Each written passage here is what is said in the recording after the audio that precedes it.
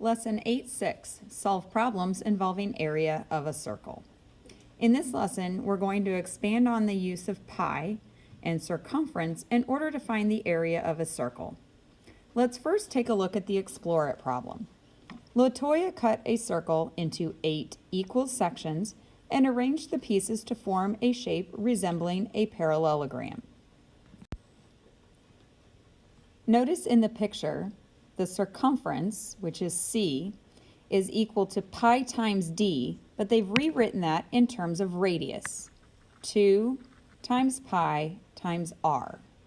So if I know that 2 times the radius equals the diameter, then I can rewrite the formula C equals pi times d as C equals 2 times pi times the radius, because 2 times the radius makes that diameter. You should also notice in the picture, in the circle specifically, that the center of the circle here that I've marked in blue is what we use to cut those into sections. And any point on the outside of the circle into the middle of that circle is going to be a radius. And that also includes these measures here that go through the middle of those sections back toward the center. Now, why is that important? Well, because that's what's going to help us solve the problem. So now let's take a look at part A. How is the base length of the new shape, and by new shape they mean this one, related to the circumference of the circle? Circumference, remember, is equal to 2 times pi times r. The base of this shape, this new shape here, is equal to half of the distance around that circle. So I'm outlining that right now in red. If I take those green sections and I were to cut them all out and lay them so that those edges, those corner pieces match up, as you can see here in the picture, then I would be halfway around the circle with that base length. So the base length of my new shape is half times the circumference.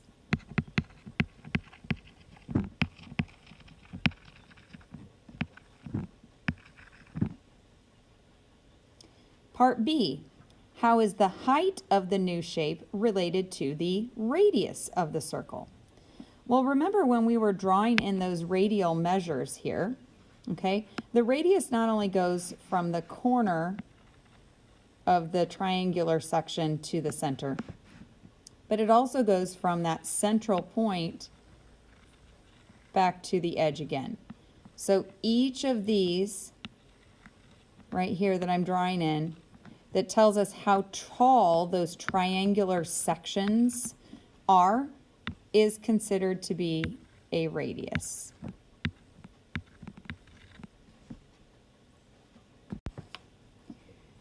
Now we can use those two facts in order to find the formula for the area of the new shape, which will tell us more about the area of the circle. Since the new shape was made from a circle, let's use that information to get the formula area equals base times height, but this time in terms of a circle. So for the parallelogram that you see in that picture, okay, remember that's the shape right here that I've outlined in red, and it looks like that with all those circle sections. The area of a parallelogram is the base times the height. And that height is the top to bottom measure. So we're going to do the same thing, but this time the height is equal to the radius. Okay, the height of that shape is the same as the radius of my circle. And the base is equal to half of the circumference. So I'm going to put those two parts together and multiply them. But instead of using C for circumference, like I did here, I'm going to use 2 times pi times r. So base times height means 1/2 times the circumference, which again we're going to use 2 times pi times r. This is my height, or this is my base right here, times the height, which is the radius.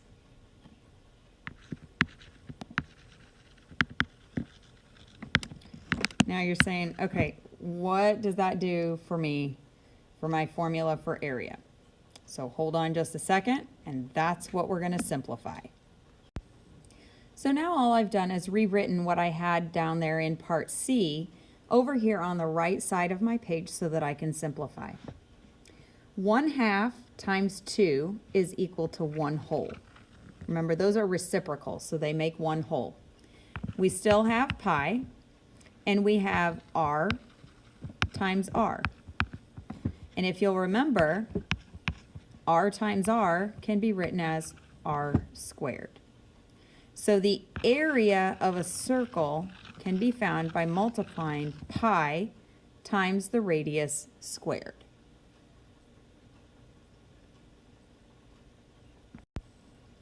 Example 1. Solve problems involving the area of a circle. The floor of a new butterfly conservatory will be a circle with an 18-foot radius. The material for the floor will cost $3.95 per square foot. About how much will the floor cost? Step 1. Use the formula for the area of a circle to find the area of the floor.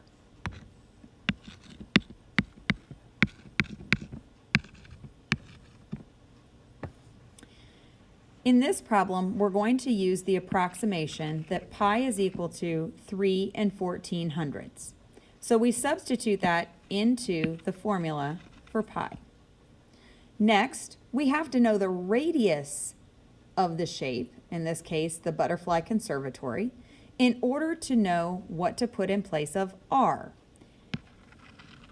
In the sketch over here on the right, you see that the radius of that conservatory is 18 feet. So that goes in place in the equation there. Next, you have to do the 18 squared. So remember, 18 squared means not 18 times 2, it means 18 times 18, which is 324. So this is where that 324 comes from. And now we need to take that 324 and multiply by pi to get the area 1,017 3600 square feet. So the area of the floor of that conservatory is about, this is an estimated number, 1,018 square feet. Step 2 is to calculate the cost of the necessary floor material. Now, they rounded the amount of flooring here that they used in that problem. Why do you think they rounded it? Is it possible that I can buy 36/100 of a square foot of flooring? Well, of course it is. But at the same time, I don't want to have the case where I don't have enough flooring. Or maybe I cut it wrong and I need extra. So it's always better to round up to the next whole number. Then you need to multiply the amount of the amount of flooring, which is in square feet, times the cost per square foot. And once you multiply those, you're going to get the total cost of that flooring, which is about $4,021. In fact, they estimated here $4,021.10. Now let's go down to the try it. At a school play, there is a spotlight above the center of the floor that covers a lighted area with a radius of 7 feet. So immediately I see a number here that I need to use to find the area of that lighted area on the floor. What is the area covered by the spotlight? So A equals pi r squared. And notice that this time they want us to use the fraction 22/7 in place of pi. So what is the radius that we need to substitute into our equation? The radius of 7 feet goes here in the box. And that number is going to be squared. So remember, 7 squared means 7 times 7, which is 49. Now I need to multiply. Don't forget, when you multiply a fraction times a whole number, you're going to multiply the 22 times the 49 and then divide by 7. So do that and then come back and check your answer. And the answer is 154, which means the spotlight covers an area on the floor of about 154 square feet. Now take a look at the convince me. In this problem, or in this question I should say, it asks me about what to do if they give me the diameter of the circle. How would I find the area? Well, the area formula doesn't use a diameter. Instead, the area formula needs the radius. So if that's the case, we need to take the diameter and divide by 2, because remember the diameter goes all the way across the circle, to get the radius. And then once I know the radius, then I can substitute into my formula.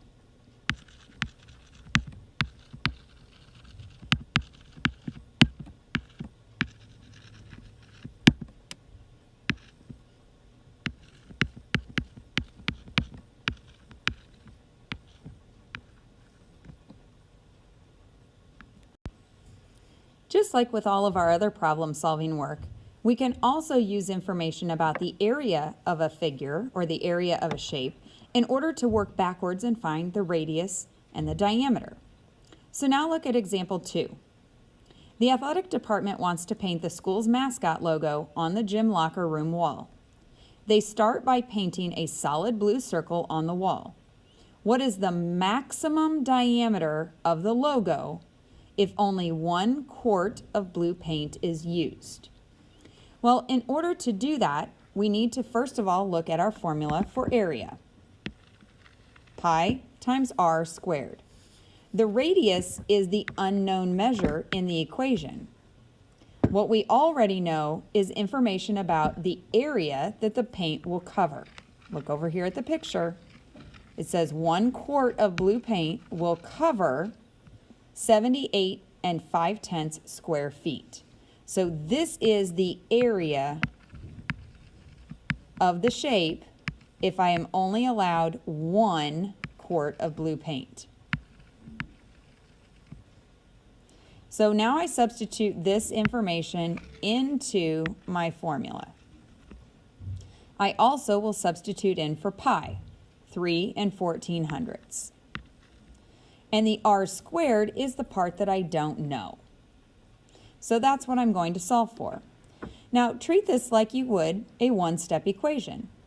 If you're looking for r squared and it's being multiplied by pi, then you need to divide both sides by 3.14 in order to get the value that is the variable.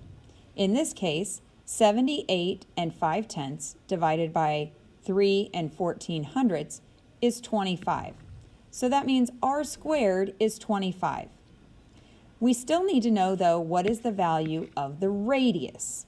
So what number times itself is equal to 25? So what number times itself makes 25? And that answer, of course, is 5 times 5. So the radius can be 5 feet for that logo.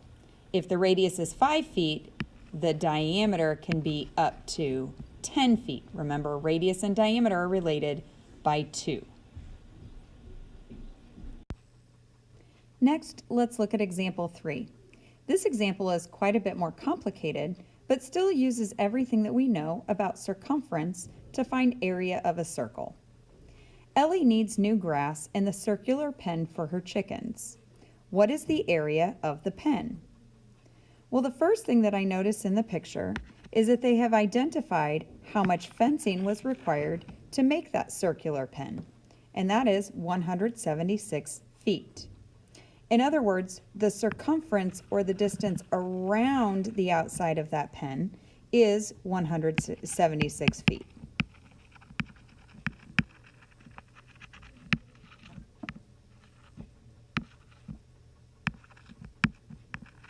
My pen will right there. There we go. So that's the circumference. In order to solve the problem for area, I have to know the radius of the circle. But working backwards is how I have to get that radius, because the picture does not tell me how much the radius is from the center of that circle to any of those edges along the fence line. But I can find that information by working backwards from the circumference formula. Remember, circumference is equal to pi times d. But again, d, diameter, is equal to 2 times the radius. So circumference is also equal to 2 times pi times r. In this problem, they have us use the approximation 22/7 in place of pi. So I'm going to substitute in what I know into the circumference formula and solve for r, which is the radius. So 176 goes in place of circumference. The 2 stays right where it is. And pi is the 22/7. R is the piece that I need to find. So the first thing that I'm going to do in my problem is I'm going to simplify by combining some like terms there, okay, by multiplying 2 times 22/7. And 2 times 22/7 is 44/7. In order to solve the next step of the problem, I need to use that reciprocal relationship. So multiply both sides of your equation by 7 over 44 to get a value for r of 28. Now, how did that happen? Remember that 7/44 times 176 means do the multiplication here first, 7 times 176, and then divide that by 44. That's where you get the 28 from. Since I know the radius of the pen is about 28 feet, then I can use that information to find the area. So next I'm going to substitute in for the area formula. Pi again is the 22/7, and the radius of that circle is 28. So I'm going to do 28 squared, which means 28 times 28. Now they skip showing you these steps in the work, but 28 times 28 is 784. So your formula here ends up being 22/7 times 784. So again, you're going to multiply the 22 times the 784, and you get 17,248. And then you're going to divide that by the 7, and that's where you get the 2,464 square feet for the area of that pen. We're going to go ahead and skip the try it questions at the bottom of the page, and we'll come back to them if we have time later. For now, I'd like for you to go on and look at your do you know how and do you understand questions along with the practice and problem solving. Those problems will give us the practice that we need in order to successfully solve problems on our own.